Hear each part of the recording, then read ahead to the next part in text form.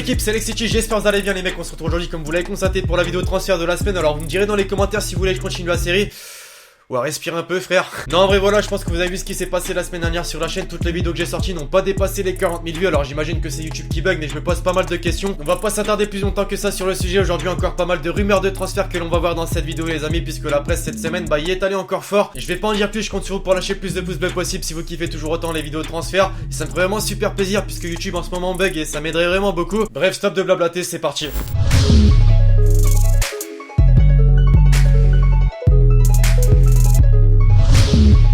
Et on commence l'épisode transfert d'aujourd'hui, l'équipe du côté de l'Espagne chez le grand FC Barcelone. Cet hiver, les dirigeants blaugrana semblent déterminer les mecs à offrir de nouvelles forces à Ernesto Valverde, le coach actuel du FC Barcelone. Comme lors du précédent mercato estival, Philippe Coutinho est forcément la priorité, mais on s'est vite aperçu que c'était un dossier très coûteux et très compliqué à réaliser, ce qui a obligé forcément le club espagnol à étudier une nouvelle piste de secours pour cet hiver, et c'est le nom de Mesut Özil qui fait surface les amis. À l'image d'Alexis Sanchez, le joueur allemand arrive en fin de contrat avec Arsenal. Il se peut donc qu'il quitte les Gunners dès cet hiver, mais un dossier qui là encore va être très compliqué pour le Barça puisque Mesut Özil leur a révélé ses exigences financières pour quitter Arsenal et pour rejoindre l'Espagne, c'est-à-dire un salaire d'environ 19 millions d'euros bruts par saison. Même si c'est un dossier chaud à l'heure actuelle dans les médias, là encore il va falloir mettre la main à la poche et négocier très rapidement pour essayer de faire baisser le prix, notamment de son salaire. En grande difficulté avec son coach Antonio Conte, David Luiz pourrait bien être obligé de mettre un terme à son aventure avec les Blues de Chelsea dès cet hiver ou à la fin de la saison les amis, puisqu'en effet le défenseur central de 30 ans serait apparemment dans les plans du Real Madrid, ou en tout cas de Zinedine Zidane,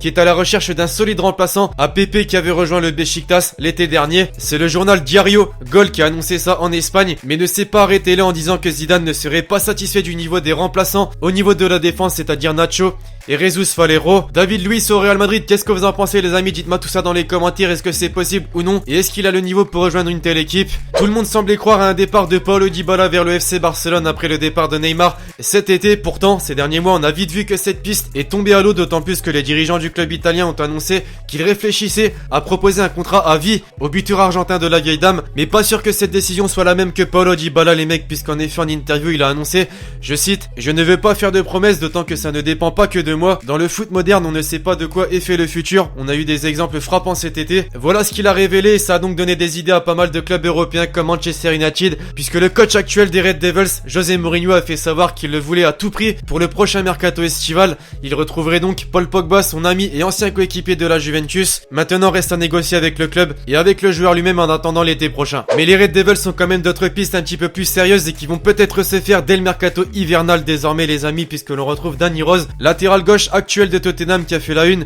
du Sunday Mirror, qui a révélé que le club anglais préparerait une offre de près de 45 millions d'euros pour l'ancien joueur de Leeds United et serait même prêt à essayer d'inclure Luke Shaw dans la transaction lors du mercato d'hiver. On sait qu'il est actuellement sous contrat jusqu'en juin 2021 avec Tottenham, mais avec une telle offre, il est possible que le doute s'installe chez les dirigeants des Spurs. Enfin, dernière piste un petit peu plus concrète pour Manchester United, c'est également Malcolm, le jeune milieu de terrain offensif des Girondins de Bordeaux qui depuis le début de la saison impressionne pas mal, auteur de 5 buts et 4 passes décisives cette saison en championnat. Il a plusieurs fois été supervisé par de grands clubs européens comme Manchester United, notamment lors du match contre l'Olympique de Marseille ou encore contre l'AS Monaco. Sa cote ne cesse donc d'augmenter les mecs et il est possible donc de voir une offre de Manchester United dans les prochains mois. Enfin en Angleterre, c'est aussi Arsenal qui prépare ses prochaines arrivées, puisque selon le Daily Mirror, Leon Goretzka, le milieu de terrain actuel de Schalke 04, serait courtisé par les Gunners et serait même devenu la priorité pour la saison prochaine du club anglais. À l'âge de 22 ans et libre, en juin prochain, il pourrait donc venir sans la moindre indemnité de transfert comme son ex-coéquipier Sid Kolasinac qui évolue désormais chez les Gunners. Alors bonne affaire pour Arsenal ou non, dites-moi tout ça dans les commentaires. Et enfin pour conclure cet épisode de transfert, on retrouve un joueur qui est plus proche de la fin de sa carrière que du début de sa carrière justement, Javier Mascherano, défenseur central argentin du FC Barcelone qui est en manque de temps de jeu